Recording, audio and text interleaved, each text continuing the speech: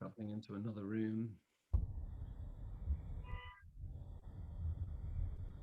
Hello people, we're just going to wait till a bunch of you come in.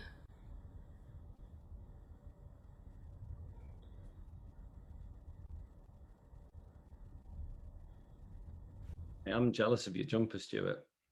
Oh, thank you. It's based on the Shining carpet. I was going to say, I knew it. I was just thinking that and I thought it would be rude to mention it. No, it's all right. Borderline novelty.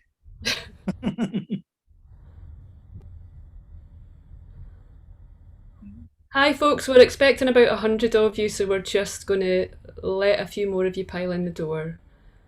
You invite 100, only 50 come though, don't they? You've got to. That's just the rule of law. I'm just imagining everyone actually coming in the door right now, and it's lovely. Briefly worked in catering, wasn't good.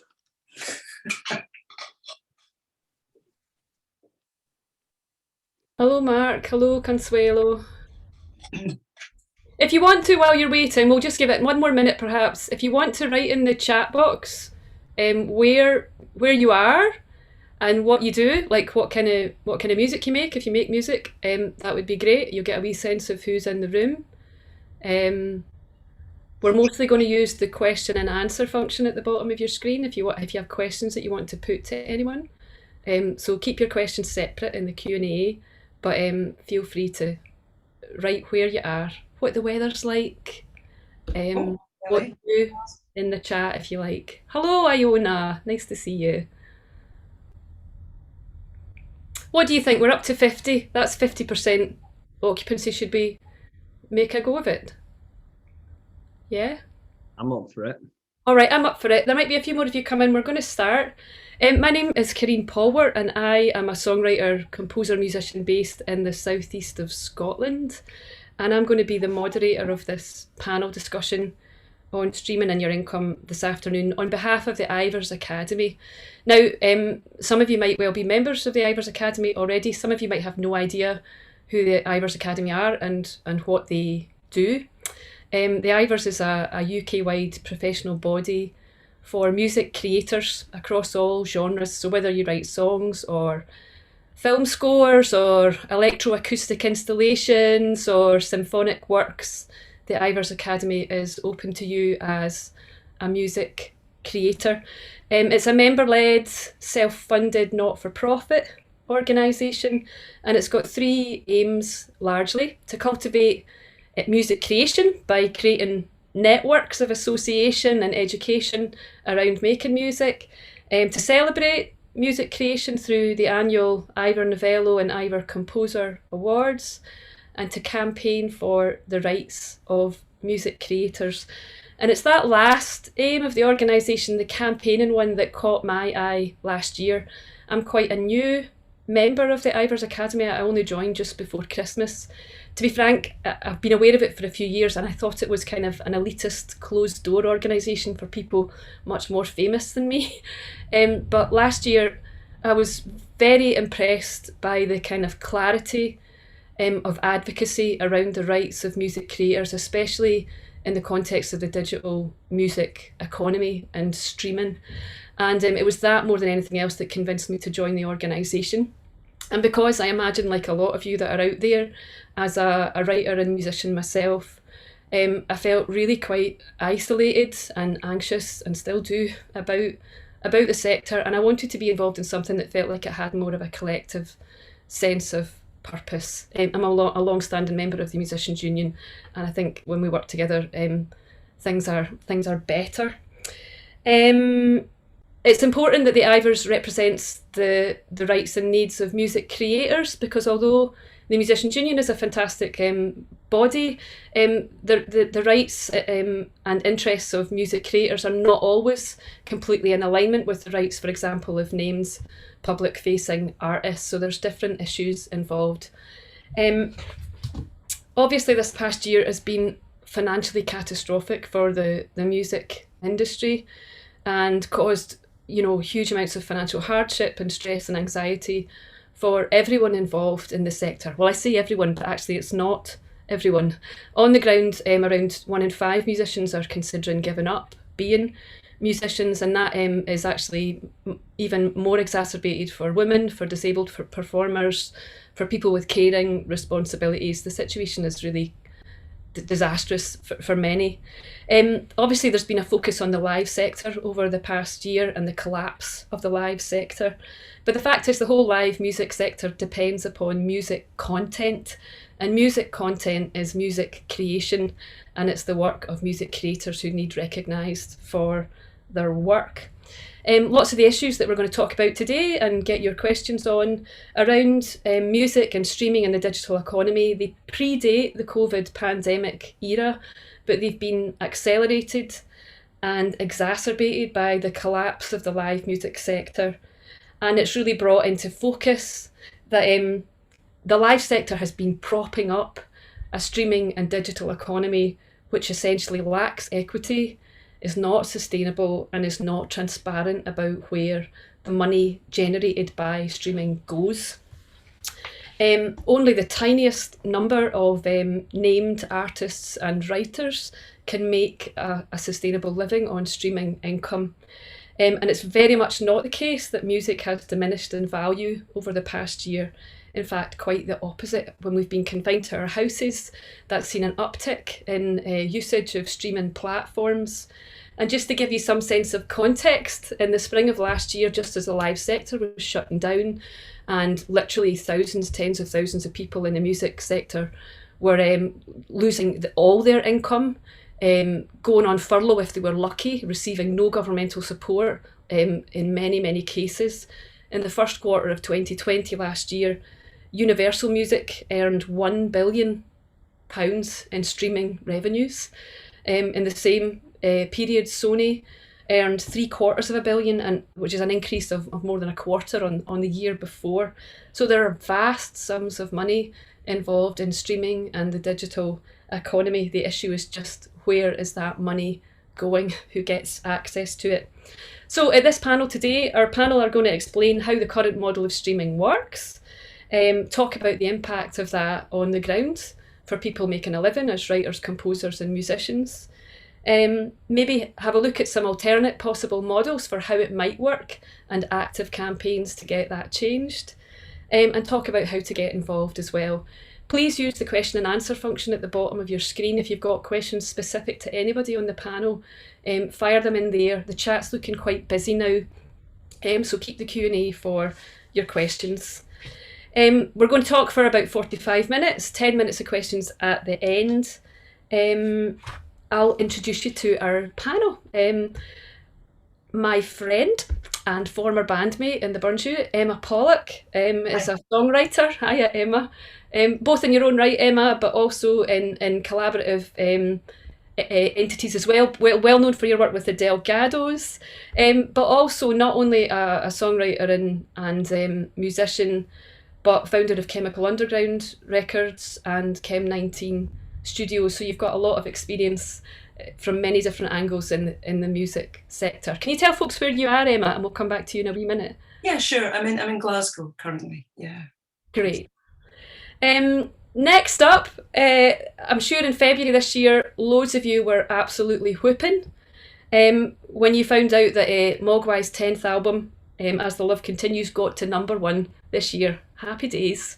First #1 album for Mogwai. So I'm delighted to welcome also Stuart Braithway, not only in his capacity as a composer and performer, musician, but also as founder of Rock Action Records, which not only puts out the work of Mogwai, but Kathryn Joseph, Twilight Sad, Sacred Pause as well. So really, between Chemikal Underground and Rock Action, you've got the kind of Scottish indie scene really, really healthily represented. Stuart, can you tell folks where you are, please?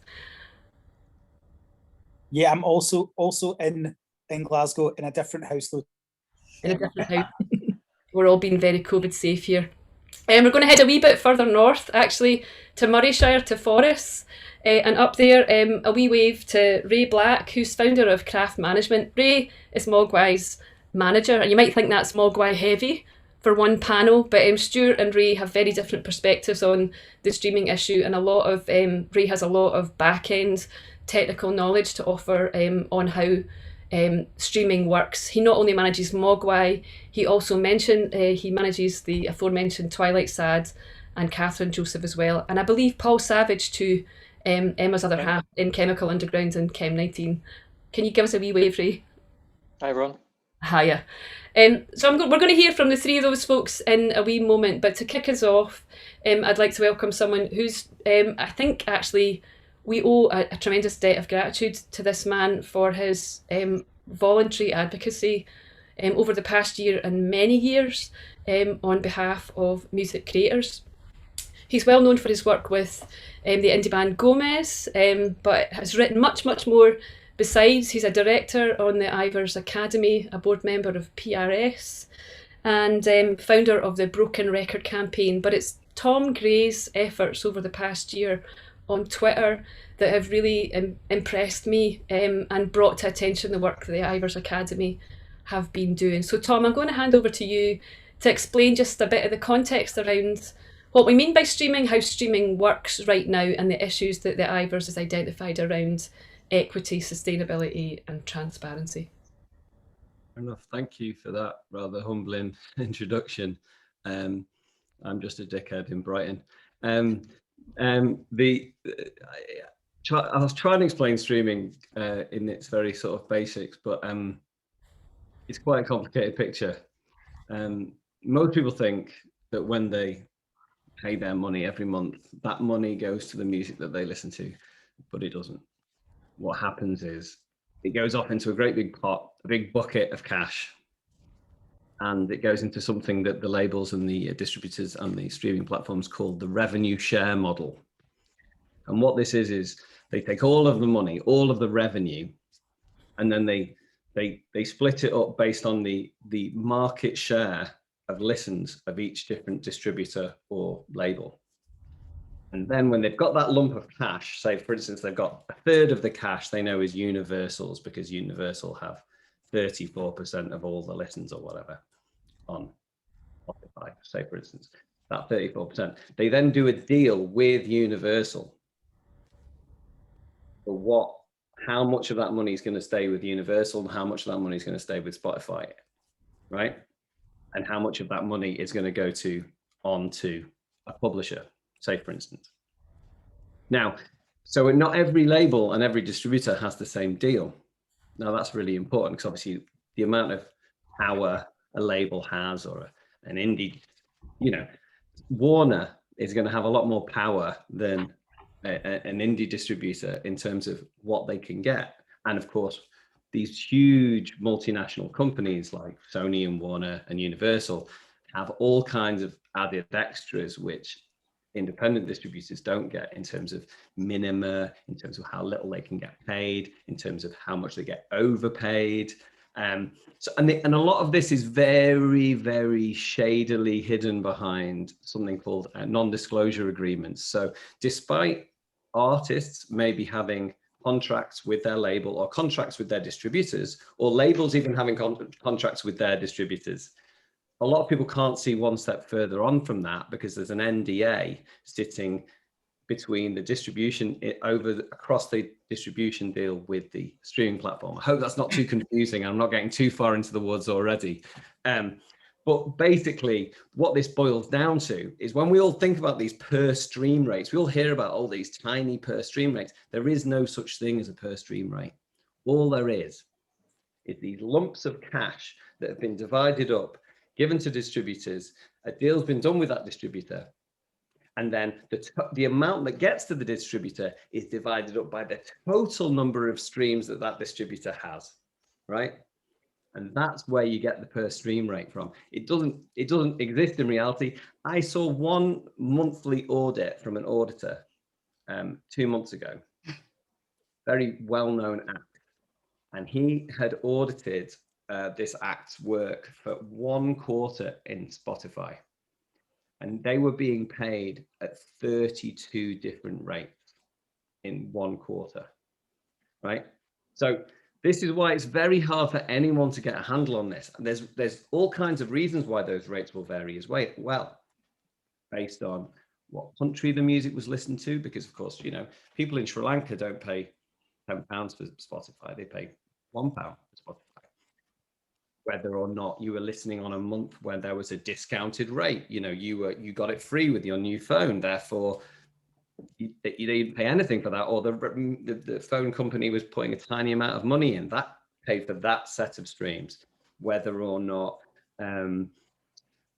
you're on a family plan. Now, things like family plans and discount rates are a huge part of this story, because at the moment you can buy 6 accounts from Spotify for the price of 1.5, I think.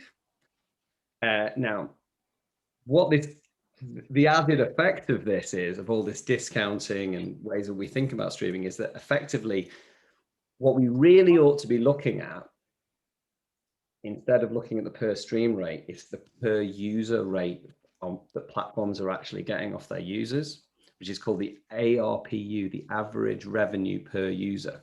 Now, if you look at Spotify, their average revenue per user, per person who uses Spotify, has gone down every single year since they started.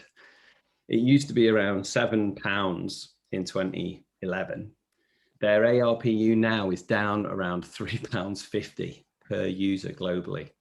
Now, of course, if your average user is listening to 500 tracks a month, it's £5 divided by 500, then each stream is worth more than if it's £3.50 divided by 500, right? That's what's been happening in streaming.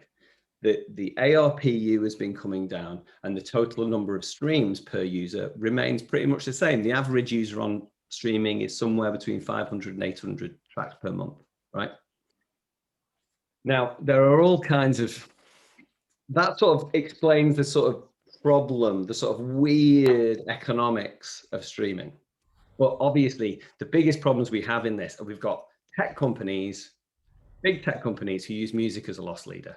They don't mind keeping the price of music down because they just want to sell their product. A lot of them are like Amazon or Apple. They want to sell electronic goods that just use music. Some of them may be like Spotify, who are more interested in just maintaining global market share in order to deal with and drive the value of their shares up. And so music becomes a sort of an ancillary side product that happens to be at the center of everything they do, but they don't really care about the value of it. In fact, driving down the value of it is sort of in their interests in some respect. And then within the system, you have the major rights holders, the 3 big companies, all of whom similarly are engaged in market share economics, wanting to drive the amount of the market they own. You'll be hearing a lot about big record labels buying up catalogs at the moment. Why are they doing that? It's not because sure, these catalogs might have value, but the main reason why they're doing it is to acquire market share. So they drive up their own share value. Especially watch Universal at the moment, because they're about to do an initial public offering next year, which is they're going to sell thousands of shares off. So they're going to be stacking up their market share as much as they possibly can. Okay, so I know I'm telling you an awful lot here, but stop me if it's all getting a bit too crazy. Now, also the problems we have is that, you know, the splits, taking off my broken record hat and speaking specifically as an Ivors director, we worry a lot about the author's rights, the songwriter's rights, the value of publishing. That has remained historically quite low compared to the master rights, the recording rights. And there's a good reason to imagine or to accept that the major rights holders, who are the world's biggest record companies and the world's biggest publishers, have sort of lent on. They make a lot more money from recordings than they do from publishing. We know that Universal, probably less than 5% of their income get paid through as royalties to artists, and they made something in the region of, I don't know, 4 billion last year from streaming. But we know that on publishing, they only keep 20%, 80% of the income goes to the writers. In their interest to keep all of the money into the recording right than it is to go into the publishing right. So, and you know, they would argue that it's because streaming has replaced sales, and it has. That's absolutely correct. But the problem is streaming completely analogous with sales, or is it analogous with a whole new way of thinking about music communication? Is streaming actually going to replace radio ultimately as well as sales? And because of that, there's all kinds of other things that you have to think about, like equitable remuneration and authors getting paid for performance and stuff like that. So these are the things that we are all worrying about. I feel like I should stop there because I have really told you an awful lot in a very short period of time. So if I can just like come back at you and recap that I've got this, because some of that's new to me as well, and I should just clarify that even as moderator of this panel, I have no sense get any expert knowledge here. I'm here to learn just like everyone else. So it's not just an issue. The issue that I've been aware of is the inequity around how the money that's actually gathered is distributed, relatively speaking, between writers, performers, labels, and that disproportionately does not privilege the writers and creators of the music. That's one issue. But the second issue is the kind of global problem of driving down the value of music by this desire to kind of sweep up market share and all these initiatives around discounted rates and family rates and all the rest of it. So two things are going on. The money that's gathered in is not shared out fairly, and the total amount of money is incrementally reducing the value of the music that we actually make. Is that... I think that's right. I'd say there's a third problem, which is that you've got overly powerful multinationals who you know, who will get their artists paid preferential rates, and you know, indie distributors may not be able to get their artists anything like the same kinds of money for the same. You know, a stream is not a stream. Basically, all streams are not born equal. Effectively, you know, this is the problem. And when we talk about the power of multinationals, we're talking about both the power of the records labels and the power of the platforms themselves, who often have other interests. Great. I'm going to come back to you in a wee bit, Tom, around what some of the suggestions of Ivors are around how things might change and the campaigns and lobbying aspect. But I'd love to go to both Emma and Stuart to talk about it from the perspective of label owners, because one of the big issues is that streaming has replaced one of the arguments is that streaming has replaced sales. What has been the impact at Chemikal Underground, Emma, on the label and on you as an individual writer within that? Oh my goodness, that was amazing, Tom. That really was such a helpful breakdown of the mechanics of it, because I feel as if it's interesting what you say about the fact that even before the distributor distributes money to the record company, you've already got this arrangement in the background which is completely hidden. And that's something that this is maybe one of the first times that I've really had to focus on why that would be the case. And big business, obviously, and market share is a huge element of that. But to come back to the original question, Karine, I mean, honestly, we started in 95. And it's funny to think that only really 5 years of those, over 25 that we've been here now, were growth. Because ever since 2000, it simply has been the opposite. And Spotify only came in 2008. But it was really the digital model coming in initially just after 2000, which was the peak of real sales really in the music industry. Ever since then, things have been in decline. But first of all, you've got decline in physical sales because there was a shift. People kind of felt that it was an alternative. But really, to put it in a nutshell, I genuinely think we're only getting about 10 or 20% of equivalent income to what we were in those, late 90s, early noughties years. And it depends on many, many things. There's a generational problem here now as well, because we have a back catalogue which dates back to the mid-90s and onwards, and we're absolutely, we're extraordinarily, we're we've always been absolutely delighted to have worked with, bands like, Mogwai and Arpu and Delgados. These were the ones that kind of got us going at the beginning. But what I can honestly say, in addition to the quality of the music that we had the wonderful opportunity to work with, I also have to say that there was huge opportunity to invest at that point, which very quickly diminished as a result of the diminishing returns from the music that was being released post 2000.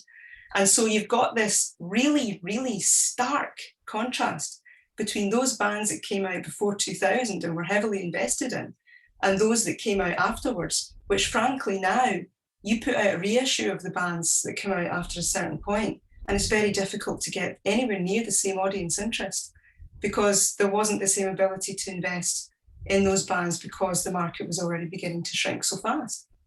So we've actually got a problem in that it almost is a game of two halves. You've got the bands that came about when there was money, and they still have an audience, and this is wonderful, and it's partly why we're still able to actually exist, to be quite honest. And then you've got the bands that came out after that point, maybe 2000, 2005, that found it really hard to get a foothold. And so my biggest worry here is actually about the new music that is coming out every single week that will never really be heard, because there isn't the ability to really invest in it. But also, you've really got to say, it's no wonder the majors are pretty happy with the status quo right now, because this arrangement benefits back catalogue. I mean, that's what it does. It takes catalogue that was deleted because the majors, or anyone, including Chemikal Underground, couldn't really justify putting into physical manufacture something that had basically sold out years and years and years ago, and there may be records that have technically been deleted, and then all of a sudden the digital market, the streaming market, has allowed for all that back catalogue to suddenly come alive, and it's accessible to everybody everywhere. And look, it's not a bad thing, it's a wonderful thing. But it does mean that when you are a subscriber to a streaming service, what are you going to choose to listen to? And that's what is also a concern, I think, because if you don't even know half the music that's actually just come out last week, because there's hardly any money to actually put into marketing it, then, there's a real tendency to go back to the stuff you loved, as a kid, or the stuff that you knew 10, 15 years ago, But anyway, sorry, I could actually talk about it for longer than I should, and so I think I'll leave it there just now. But yes, it's huge negative impact on our resources and ability to market.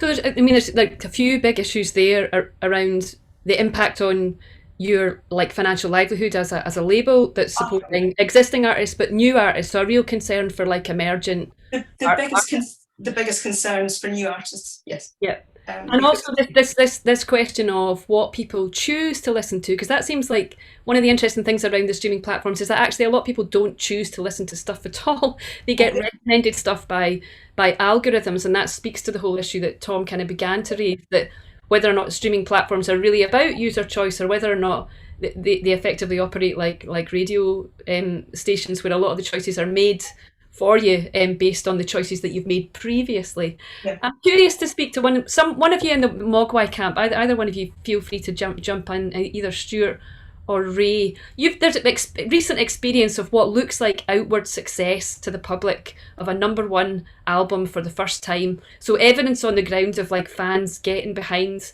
your latest work. What does that mean in actual concrete terms? I mean, it was a great thing for us. It was obviously a really exciting thing, and probably for the independent sector as a whole. Going back to what Emma said, and the shrinking of the music market generally, the amount of records we sold to get to #1 probably wouldn't have got us into the top 20 20 years ago. It's really, really changed. And I'm not belittling it, still sold more records than anyone, and it's really, really, really great. But the amount of records being sold has really, really, really shrunk. And as Emma said, and I share the exact same concern, it's not the problem here isn't bands like Mogwai. We're fine. And to be honest, in many, many ways, streaming has a lot of benefits for us. It kind of opens up our music to parts of the world that probably have never had a record shop. So there's ways that it's very beneficial. But as a record label, the way things are, it's very, very difficult to invest in new artists. I would love to be signing 10 new bands. I would love it, and be sending them out on tour like Emma did for us when we started, sending us on tour all over the world. And they could do that because they knew that we wouldn't have to sell that many records for that to be a worthwhile investment. But now, I mean, for a new band to generate enough money to send them out on tour internationally, that would be you would be in the top 5. You would be what I would with my very indie hat on consider famous. You know, like there's not enough money coming in through record sales for us to invest what I would consider adequately in new artists. And if we can't do that, then who can? Because we're doing pretty well. You know, like it's really, really tough. And I even see it in festival bills. The quota of bands at the top of festival bills that are from the last even 10 years is small.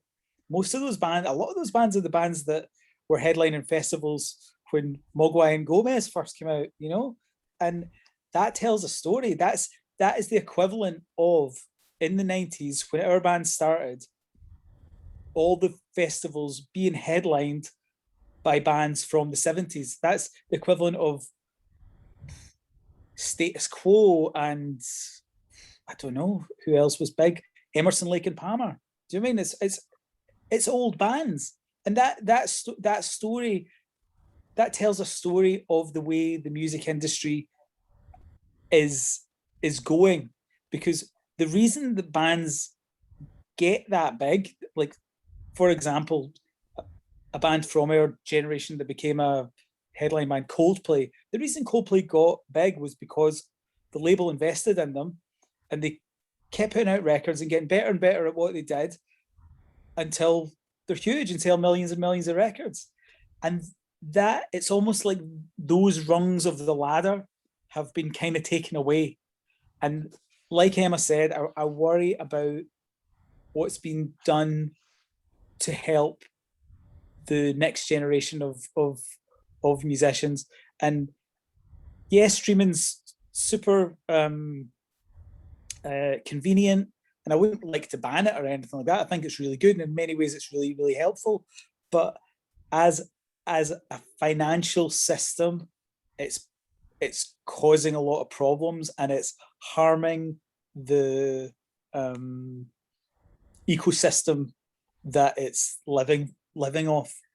And as Emma said, it's all about back catalogs. People didn't used to make much money from the best of Queen because people bought the CDs in the 80s and they just kept listening to them. But now that kind of music is what's just driving everything. And I worry about it for new musicians, young musicians, and also worry about it a little bit for just the general culture, because there has to be something new coming along all the time. And I wonder how it looks at the back end of things in your camp, Stuart, with Ray, because you've got a slightly different perspective on it, Ray, from the management point of view. What else can you add to that kind of analysis of? Well, I would say in terms of Mogwai's most recent campaign, and Stuart was really active on the socials in the week that the record was coming out, the amount of people that were asking, how can we support this record to get to #1? And they just didn't know, in the sense that, you know, it's 1,000 streams of an album track to get it equivalent sale in the charts. So we were, as Stuart was saying, kind of utilizing a lot of the core fan base, which is independent record shops. A lot of records are being sold direct through the band's own website on downloads. And I think one of the things, and Emma and Stuart have kind of touched on it, is the current streaming ecology has been set up in the image of the past, and it's created all these problems that Stuart and Emma were just talking about. And there are options for people that haven't assigned their rights anywhere, for music creators who are just starting out, to not get caught up in that. But it's very difficult because, you know, if you're going to be offered a record contract or a publishing contract, those rights holders want to exploit on streaming. It's part of what they do. So I think fixing the problems for artists that have been going and music creators that have been making music for a long time has got to be of huge importance, and we've kind of touched on some of the things that could happen quite quickly to make it more equitable. But I think in terms of the future, there needs to be more market disruption in the digital sector, more products coming to market where new creators can sell direct to fans. And if they can mobilize a fan base, letting them know, you know, if you can subscribe to my monthly fan club for £2 a month rather than, you know, listen to me on a streaming service, because that's actually going to help me continue to do what I want to do. So the back end of it is so complicated, as Tom talked about. In terms of doing an audit, there's lots of people that work with me and with the bands that I work with, and we could spend months auditing per stream rates and looking at how things are unfolding, and it's such a complicated picture that you kind of can't really do it. You could do it once, maybe every couple of years, and it would be worth doing to take a snapshot. But auditing royalty statements on a quarterly basis or even on an annual basis is really difficult. So I think the transparency element is key, and there's like these NDAs that Tom mentioned. If there could be a way that at least those that wanted to audit artist royalty statements could say, well, we'll sign an NDA where we won't reveal what it is, but we can at least look at the back end and see what the reality is for our clients, would be important. But I do see it as this kind of two approaches. It's like, let's fix the leaky pipes and the model that's kind of been created out of the historic old music industry, and then a kind of really innovative approach in terms of, you know, tech doing better at creating products that actually work for creators, would be really my perspective on it. It's interesting. I mean, that phrase that you just used there, market disruption, because I mean, I've noticed even amongst my own peers, quite a large number of people moving over to sites like Patreon, looking for that kind of active subscription investment, which is more akin to like going into your local record shop and buying all the latest EPs and albums, you know, would have been in the 80s or 90s, that you have this sense of connection to the artist that you support. So it feels like that, in a way, this whole, the past year in particular, and the loss of income from live, has accelerated a lot of that shift towards, like, by necessity, to find other ways of getting kind of steady income, to kind of support kind of independent artists. Just one thing to the audience out there, if you've got questions, would you put them into the Q&A box here? There's a few questions in there that I'm going to come back to at the end, but if you've got any questions in particular, please fire them in there just now. Tom, can you give us a sense of like what is happening campaign-wise to this whole issue of fixing the system that's there, separate from imagining alternative things that kind of subvert it or get around it? What's actively happening around campaigning for change around the existing streaming ecology? Well, I mean, I'd like to adjust that just a little bit, because I think the problem is there's obviously the patronage models that have come through have the built-in same problem as of the other things that Stuart was talking about, which you already need an audience to do it. You're capturing the patronage of an existing audience. If you're a new band, you haven't got that, you haven't built that, so you're fundamentally at a disadvantage.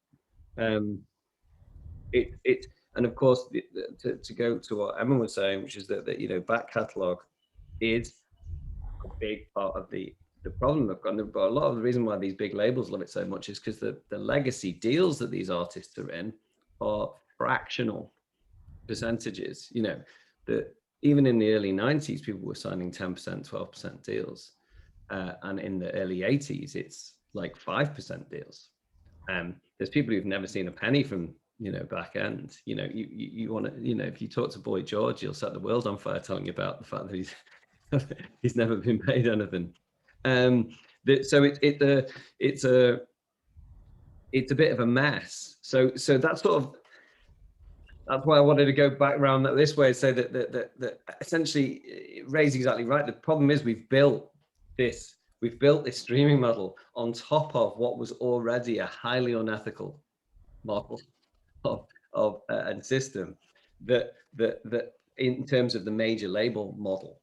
And the independent label model has kind of escaped from that and has had leaps and bounds, and you know, in terms of minimum digital payments and you know, cancelling unrecouped debts and all of these incredible things that have happened in the independent market haven't, you know, that hasn't come through from the majors at all. That's never happened. So yeah, what do you do to fix it? The existing one, well, you have to find some kind of balance between the share between platform recording and writing. That there's, you know, at some point we have to at the moment, by my reckoning, Spotify are getting something in the region of 35%. Right now, are we happy with that? I don't know. It sounds like a lot of money to me. For basically being for essentially just having a machine which allows the music to be heard. I mean, people say, well, 30% is fine. That's sort of the standard retail. But is it retail? I don't know. It's a curious kind of a problem. Then how much do we think songwriters should get paid? I mean, a lot of people have, the best argument I've ever heard is that it should be 25, 25, 25, 25, which it should be 25 to the platform, 25 to the rights holder or the label, or could be the artist affiliate independent, 25 to the artist and 25 to the songwriter. And it's very hard to argue with that because it seems incredibly equitable and fair. Now, beyond, there are lots of ways we can run the system differently. But as with any change, there'll probably be different winners and different losers. So it's incredibly complicated to say whether these things will necessarily produce the changes that we want. There's something called User-Centric, which is essentially going, instead of all of your money going off into a big pool, like I described at the beginning, into this revenue share, instead of that, your money just goes to what you listen to. Now, so I think this is mainly for the consumer. It benefits the consumer because they know that what they're listening to is directly what they're helping. So it changes the relationship in streaming, because we can start to talk about saying to consumers again, hey, if you want to help your favorite artist out, you can patronize them by listening to them more, and more of your money will go to them, right?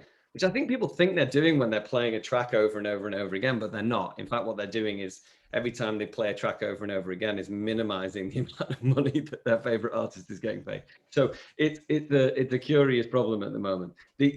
So we can do that. Well, there's been studies into, I mean, I personally am in favor of it because I believe in the moral rights of the consumer. I don't want my money to go to misogynistic hip hop, frankly. I don't want to fund that. I don't want to fund, I don't know, some music that I loathe. But that's what happens right now. If you're an average listener in streaming, so if you're listening to sort of 500, 700 tracks a month, probably of your £10, only around £1.50 is going to the music that you listen to. The other, £4 or £5 of that is going to Ed Sheeran and Taylor Swift, most probably. So and I feel uncomfortable with that. I don't know how other people feel about it, but I don't think this is necessarily an artist conversation, though. I think it's more of a consumer conversation. There was a big French study of it just recently, and smaller genres do seem to do better out of user-centric, understandably, because smaller genres tend to have kind of fan bases, and if you say, for instance, you're a folk fan, you will tend to listen to just folk, which means that all of your £10 will go to folk music instead of paying for pop music somewhere else. So you do see some consolidation in user-centric around genres. You see, I think the French study said that blues and jazz and classical all saw about a 25% rise. Now that's 25% sounds like a lot, and in streaming it's actually probably means you can afford an extra cup of coffee. But it's morally, it seems like the right thing to do. I've heard people say that user-centric leans even more upon catalog, so that could be a negative of it. So we have to be very thoughtful, I think, with all of these changes. And it's something that I struggle with an awful lot, because I represent artists a lot with Broken Record. I represent songwriters as a PR with PRS and Ivors. I've been a performing musician my entire life. So, but there's always a trade-off in terms of the rights within music, and it's always been the case. But my personal feeling is that if we look at the history of music rights, going back now 110 years to like 1911, the problem has always been that we always compete with each other for our little bit of the corner of the universe, and we've been sort of divided and ruled by these big companies who, you know, whoever the new disruptor is, unfortunately, while we try and keep our little piece of ground. Personally, I think that the moment has arrived where we have to, as a much bigger community, accept that there have to be trade-offs between us in order to find a solution. Because as everybody has made clear here, the big problem is how are we gonna have new musicians? How are we gonna have the big thing for me is a larger professional class of music maker, because that's what we're losing, right? There's a massive democratization of music with people being able to put their music straight online with DistroKid. There's like 4.5 million creators on Spotify, but let's be clear, something like 80% of that music gets listened to between 1 and 10 times ever. It just doesn't. It's just people are throwing their music into the doldrums, never to be heard again. And it might feel democratizing, but it's not really getting listened to. So, what about the impact, though? For example, I mean, some folk would say that platforms like TikTok and kind of like people breaking through on platforms like that are essentially like the marketplace doing the work of A&R. So people build their own platforms on various, kind of social media platforms, and then the companies step in to exploit that, which is what's happened recently very visibly. So is there not an argument that actually new artists are being found, they're just being found in unconventional ways, and in ways that are not developing them in the long term, they're just exploiting the moment of fame, and maybe that's enough for the big record companies, maybe that's all they need to sustain themselves? Well, I mean, you look at the big record labels, most of their staff were on furlough this past year, and they've made more money than they've ever made in their lives. So they don't even need to have people sitting by the phones for them to make more money than they've ever made. I mean, and this is reality. I mean, at some point, for me, our whole industry has almost no regulation. What little regulation we lost in the 90s, and we're essentially just like we're still the Wild West. It amazes me, the music business, because there's nothing to stop anyone putting anything in a contract, and we all know. I was speaking to an artist last week, brilliant Liverpool artist, and she was telling me that she's just left a deal because a label did not account anything to her, like nothing, not one, not nothing. So I mean, this stuff still happening, and that's like I say, for me, the big solution is to bring in an adjudicator into music to protect lawful and fair rights of creators, to look at where we're being devalued and protect those valuations, and to look at the entire investment market, because, you know, as everyone's been making clear here, what we need is investment. You know, governments for years have been putting money into culture, you know, and at the same while popular music is considered this very hyper successful commercial animal that doesn't need funding. Well, you look at it now and you're thinking popular music is an area of culture that's in desperate need of subsidy, because of the you know, the levels that most musicians are earning. Thank you. I'm going to go to the Q&A box because there's a few questions coming in that have touched on some of the issues that have come up. I have to say, I'm probably more despondent now at this point in the panel than I was at the beginning. And maybe understand a little bit more what a mess it is. There's a few questions in there around. Obviously, these are issues for people working in the music industry themselves. So for writers, performers, labels, managers, the whole ecosystem around that. And there's a question of what we can do. There's a question also about how can fans, music fans, support the rights of music creators. How can we use language clearly to explain to people how these systems work and get them involved? These are the kind of issues that are coming up in the chat box. There's also some concern around the fact that because the power and the rights are held by global multinationals, what can we really do at national level? So yeah, there's a feeling of people want to do something. Musicians want to do something. Writers want to do something. You know, the music industry wants to act. Music fans want to be on our side. But where do we put our energies? What do we do? Anyone got any suggestions? Well, and there are also questions in there around what a disruption to the kind of current system might look like. In a way, what would be the kind of contemporary equivalent of the indie label breakaway from major label kind of cohort? What would that look like in a digital economy? I mean, just one very simple thing, if someone's asking how they can support rights holders, if people don't buy physical music, which a lot of people don't, I think if they really like a record that they've listened to on Spotify or YouTube or whatever, go and buy it on Bandcamp, because that money will go to the label and the artist. That's one very simple thing. That's a digital platform that is very fair, and I know a lot of musicians that is now how they make money. You know, like there's lots of people have told me that selling a few hundred copies on Bandcamp has made them more money than anything they've ever done. You know, I mean, I wouldn't. I'm sure Tom could tell you like how many Spotify listens you would need to make a couple of grand, but I mean, it would be eye-watering. So I would point people in that direction if they want to support creators. And a wee thing, just because what question has come up in the Q&A about Bandcamp, if you go to Bandcamp and stream people's stuff there, remember to buy it, because it is possible to stream without buying sometimes.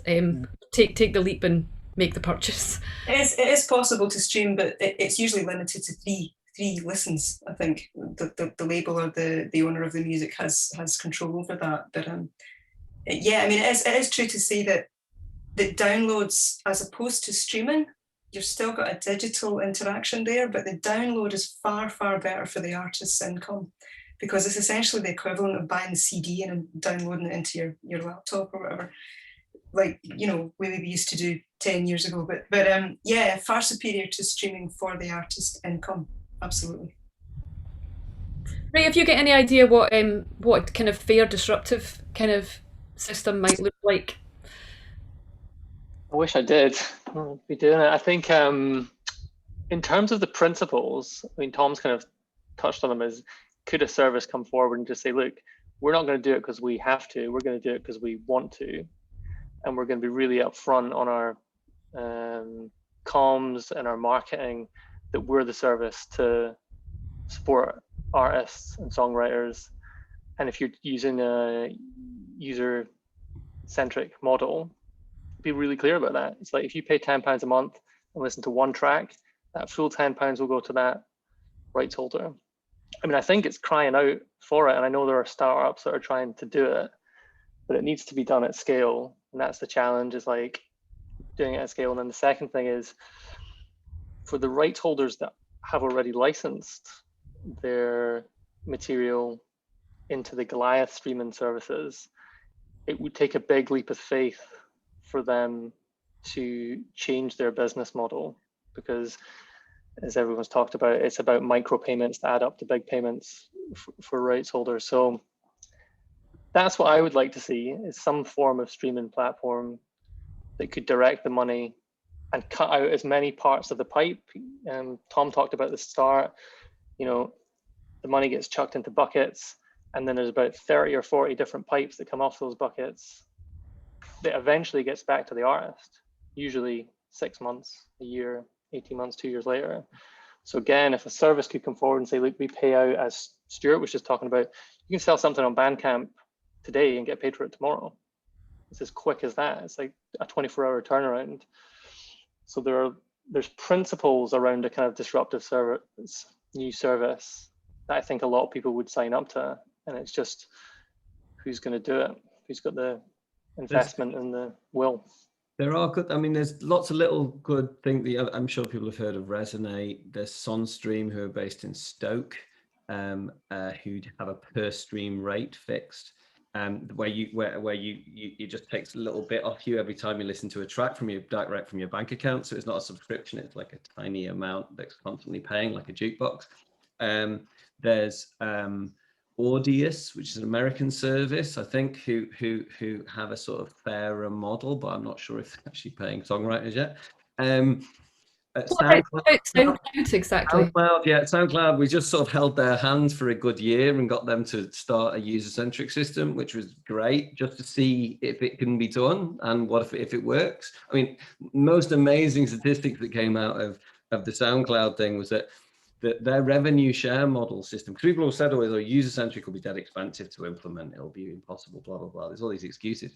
It turns out that at SoundCloud, the distribution that we're doing, a full revenue share distribution, takes all of their computer systems and servers nearly 2 days to complete because of all of the craziness of the revenue share system. Under user-centric, it takes 24 minutes, right? Now, because you're just taking everybody's little patch of money and what they listen to and just sending the money straight out. It's very simple. There are really important things though that we can fix, that we can regulate, that Ray's talking about. He talks about the leaky pipes, which is, managers love talking about leaky pipes. The things that we have, there's all kinds of problems, right? A thing that a lot of people don't know about, right, is there's these two codes. A recording has an ISRC code, and a song has an ISWC code, right? And there is nothing in law that means that those two things have to be attached together, right? So what happens is, like someone like the PRS get a massive load of data off of a platform, and that platform just has maybe just the ISRC code. And then PRS has to spend weeks with trillions of lines of data working out which ISWC code is supposed to match up with the ISRC code. And can you imagine the level of data crunching that goes on to figure this out? And the amount of mistakes, and then has to be run back again. And, you know, and then people think, well, why is it taking so long for the money to come through? And it's because nobody has actually regulated just making sure that those two things are correct at the beginning. When record companies put songs onto platforms, there's nothing in law that says they have to have filed properly what the ISWC code is. So there's almost no reason that the songwriter is going to get paid, right? And that results in what? Loads of unattributable income. Some people call it black box, but I don't use that term, because the point is that it's money that we just don't know where it's supposed to go. And CMOs all over the world are going to have to find a way of paying out that money, because they don't keep money. Right? Collection societies don't keep money. They're not for profit. So what do? They have to come up with analogies to pay money out. And of course, the only analogy in the world that these businesses know or understand is market share again. So what happens to unattributable income for the most part? It gets shared out to the most successful thing, then the medium successful thing, because that's the only analogy that they've got, right?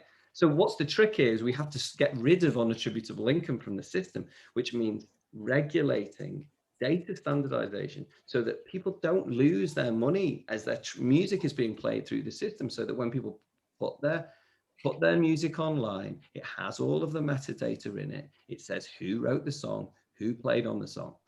It's not hard to do from a legal point of view. This is really, really achievable. So like people should feel that, Karen, you shouldn't feel despondent. I know that I can make it all sound like the end of the bloody world, right? But actually it's not that much intervention that massively changes a lot of things that are going wrong in our system. Tom, sorry, Karine. I've been dying to ask this for a while. Is it all right if I? Of course. I mean, Tom, what's your take on the fact that there's never really been any legislative control over record royalties? And as far as, you know, for over, I think it's probably over a century, there has been protection in the law for writers. I mean, how come this has never been addressed? It is the Wild West. You're absolutely right when you talk about record royalties. You could, you know, like you were saying, you could sign a deal in the 80s, which was below 5% of a royalty, regardless of whether it was an RRP or dealer. And now, you know, we're still in a situation where record deals are now so scarce that there's even more incentive for an artist to sign a terrible deal. I mean, is this not the time to fix this with legislation? I mean, I wouldn't have expected myself to ever say that, but. Well, I mean, that's exactly what I believe. You know, I mean, if you go back historically as to why all of this shit has happened, is because performers, people who play the music in the room, didn't argue that they were the authors of the sound, right? And that's the root of almost all of our problems, is that performers are not accepted under law as the authors of the sound. Under law, the author of the sound is the company that paid for the recording to be made, right? Which is evidently untrue, but is what is in the law. Now, can we undo that? Probably not. Of course not.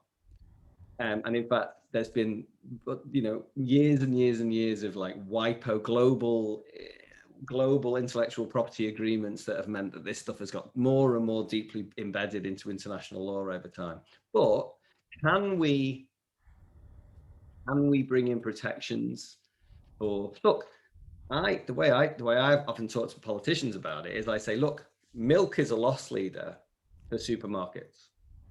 And because of that, you have a thing called the Groceries Code Adjudicator, which protects dairy farmers, right?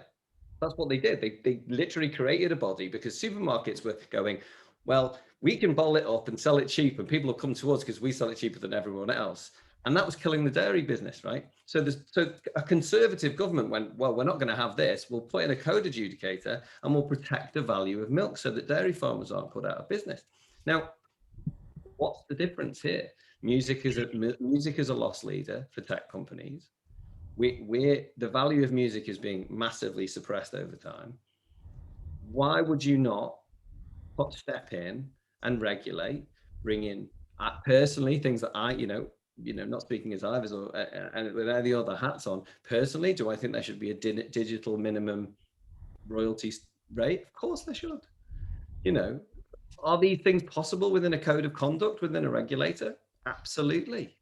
We just have to be ambitious about arriving at that place. And because it's going to take years to arrive at this politically, but there's no reason. It's not cloud cuckoo land. It's not unreasonable. And we are there are 50,000 musicians in the UK. We are a big constituency. We've got a £6 billion business.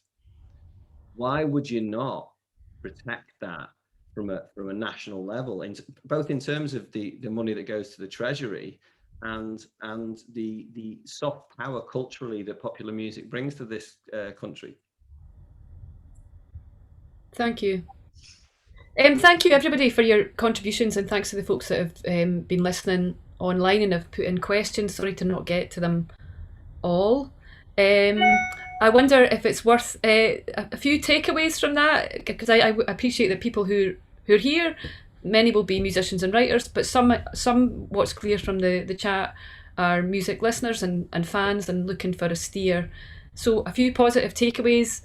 We're a powerful industry that generates lots of money and lots of workers, and the best way to advocate for those workers' rights is to be working together. So if you are a musician or writer, and you're not a member of the Musicians Union or the Ivors Academy or some other representative body, it might be worth thinking about that, because it's really the only way to lobby for our rights and for the value of what we make.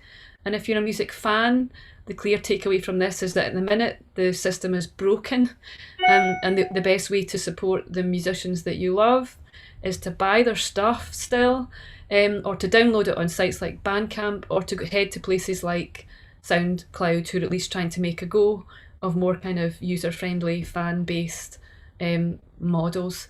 Tom, is it reasonable to say to folk, if they're working as musicians and writers, to get in touch with the Ivors and view it as a resource for information and to get involved in campaigns? Is that reasonable? Absolutely. I mean, we're a membership organisation, so please, look into it. And we, if you're a writer or a composer, an author of music, that this is Ivors is the home for you, and you can get involved as whenever you want. And there are rates at different level, and including rates for students and kind of emergent artists. So find out more about the Ivors. A big thank you to Ray up in Forres, Emma and Stuart in Glasgow, and Tom down in Brighton. And thank you very much everyone else for joining. Okay, take care.